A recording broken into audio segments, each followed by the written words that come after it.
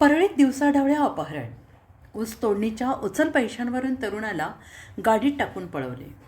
परळी शहर पोलिसांकडून 3 आरोपी गजाआड. परळी शहरात भर दिवसा एका तरुणाचे 4 चाकी गाडीतून अपहरण करण्यात आल्याची थरारक घटना समोर आली आहे.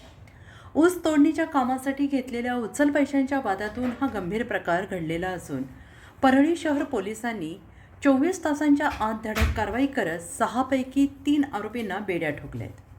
आणि या घटनेमुळे संपूर्ण परळी परिसरात गुन्हेगारांच्या वाढत्या धाडसाबाबत खळबळ उडाली.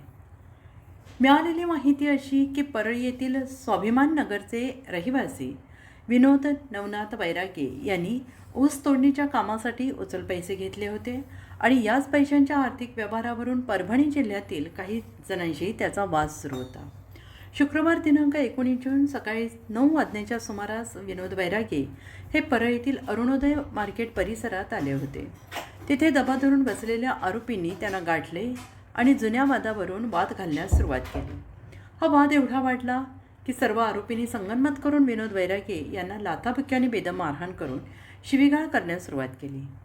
जिवे मारू अशी धमकी देत आरोपींनी त्यांना बळजबरीने MS46 AU 5981 या क्रमांकाच्या 4 चाकी वाहनात डांबले आणि घटनास्थळावरून पोबारा केला. या भरदिवसा झालेल्या अपहरणाच्या घटनेनंतर राजू प्रल्हाद कांबळे वय 30 वर्ष राहणार सोरंजा जिल्हा परभणी यांनी परळी शहर पोलीस ठाण्यात रीतसर फिर्याद दिली.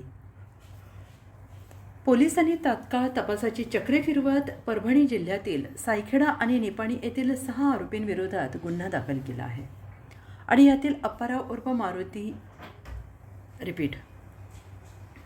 यातील अप्पाराव उर्फ माऊली उजगरे, सचिन उजगरे, विश्वजित कदम, गिरीधर पुरी, दीपक चव्हाण, सचिन कदम यांच्यावर गुन्हे दाखल झाले असून पोलिसांनी यातील 3 प्रमुख आरोपींना तातडीनं ताब्यात घेतलं आहे.